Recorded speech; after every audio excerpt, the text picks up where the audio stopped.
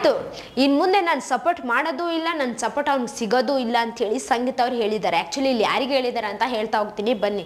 ಈ ಒಂದು big boss ಮನೆಯಲ್ಲಿ ಟಿಕೆಟ್ ಟು ಫಿನಾಲೆ ರೌಂಡ್ ನಡೀತಾ ಇದೆ, ಅಂದರೆ ಟಾಸ್ಕ್ಗಳನ್ನು ಕೊಡ್ತಾ ಇದ್ದಾರಲ್ವ. ಈಗ ಒಂದು ಕೊನೆಯವಾದಂತಹ ಒಂದು ಆಟವನ್ನು ಕೊಟ್ಟಿದ್ದಾರೆ, ಅಂದರೆ ಟಾಸ್ಕನ್ನು ಕೊಟ್ಟಿದ್ದಾರೆ. ಅಂದರೆ ಡಿಸೈಡ್ ಮಾಡುವಂಥ, ಅಂದರೆ ಫಿನಾಲೆಗೆ ಹೋಗೋಕ ಡಿಸೈಡ್ ಮಾಡುವಂತಹ ಒಂದು ಟಾಸ್ಕನ್ನು ಬಿಗ್ ಬಾಸ್ ಅವರು ಕೊಟ್ಟಿದ್ದಾರೆ. ಇದರಲ್ಲಿ ಯಾರ್ಯಾರು ಎಷ್ಟೆಷ್ಟಿದೆ ಪಾಯಿಂಟ್ಸ್ ಹೇಳಿ ಗೊತ್ತಿದೆ ಅಲ್ವಾ.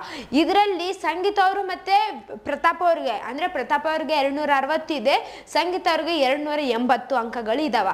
ಈಗ ಇಬ್ಬರಲ್ಲಿ ಪ್ರತಾಪ್ ಏನಾದರೂ ನನ್ನ ಸೇವ್ ಮಾಡಿದರೆ, ಅಂದರೆ ಆಟದಿಂದ ತೆಗ್ದಿಲ್ಲ ಅಂತಂದರೆ ನಾನು ಲೀಡಲ್ಲಿ ಇರ್ತೀನಿ ಅಂಥೇಳಿ ತುಂಬ ಖುಷಿ ಪಟ್ಟರು. ನಮ್ರತಾ ಅವ್ರ ಮುಂದೆ ಹೋಗಿ ನಕ್ಕಂತ ಮಾತಾಡಕತ್ತಿದ್ರು, ಅಂದರೆ ಅವ್ರ ಖುಷಿನ ಅವ್ರು ಹಂಚ್ಕೊಳ್ಳಕತ್ತಿದ್ರು.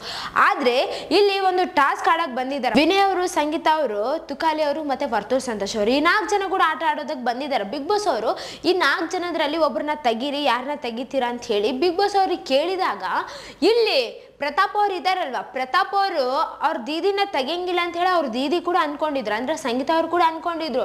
ಆದರೆ ಇಲ್ಲಿ ಎದ್ರೇಟು ಬಿತ್ತಂತಾನೆ ಹೇಳ್ಬೋದು ಸಂಗೀತ ಅವ್ರಿಗೆ. ನಾನು ಸಂಗೀತ ಅವ್ರನ್ನ ತೆಗಿತೀನಿ, ಯಾಕಂತಂದರೆ ಅವರು ಜಾಸ್ತಿ ಅಂಕ ಇದಾವೆ ಅವ್ರಿಗೆ ನನಗಿನ್ನ. ಈ ಆಟ ಏನಾದರೂ ಗೆದ್ದರೆ ಅವರು ಆಯ್ತು ಇನ್ನೂ ಜಾಸ್ತಿ ಅಂಕ ಹೋಗ್ಬಿಡ್ತಾವೆ ಅವ್ರಿಗೆ ಅಂಥೇಳಿ ಈ ಒಂದು ಮಾತನ್ನು ಹೇಳಿದ್ದಾರೆ ಅವರು.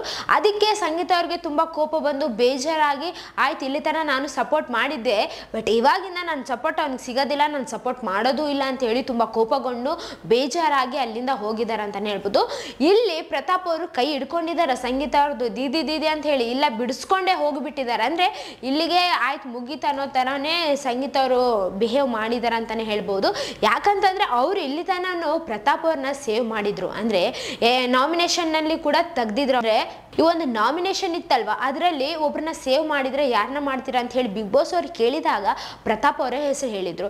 ಈಗ ಒಂದು ದೊಡ್ಡ ಯಾಕಂತಂದರೆ ಪ್ರತಾಪ್ ಅವರು ಮೊದಲಿಂದ ಕೂಡ ದೊಡ್ಡ ಮನಸ್ಸು ಮಾಡ್ಕೊಂಡಿದ್ದಾರಲ್ವ, ಒಳ್ಳೆ ವ್ಯಕ್ತಿತ್ವ ಅಂತಲೂ ಎಲ್ಲರೂ ಅಂದ್ಕೊಂಡಿದ್ರು. ಈಗ ಕೂಡ ಅದೇ ಒಂದು ಒಳ್ಳೆತನ ಬಂದಿದ್ದಿದ್ರೆ ತುಂಬ ಎಲ್ರಿಗೂ ಇಷ್ಟ ಆಗ್ತಿದ್ರೇನೋ ಅಂತ ಹೇಳಿ ಅನಿಸ್ತಿದೆ. ಬಟ್ ಇಲ್ಲಿ ಅವ್ರದ್ದು ತಪ್ಪು ಅಂತ ಹೇಳ್ತಿಲ್ಲ, ಯಾಕಂತಂದರೆ ಈ ಆಟನೇ ಹಂಗಿದೆ, ಸ್ವಾರ್ಥದ ಆಟ ಅಂತಲೇ ಹೇಳ್ಬೋದು ಇದು. ಅವರವರು ಯಾಕಂತಂದರೆ ಫಿನಾಲೆಗೆ ಹೋಗ್ಬೇಕಂತೇಳಿ ಎಲ್ರಿಗೂ ಇದೆ ಅಲ್ವಾ. ಬಟ್ ಇಲ್ಲಿ ತನೂ ಚೆನ್ನಾಗಿ ಆಡ್ಕೊತ ಬಂದವ್ರಿಗೆ ಈ ಥರ ಅಂದರೆ ಸಿಗಂಗಿಲ್ಲ ಅಂತಂದರೆ ಸ್ವಲ್ಪ ಕಷ್ಟ ಆಗುತ್ತೆ ಅಂತಲೇ ಹೇಳ್ಬೋದು.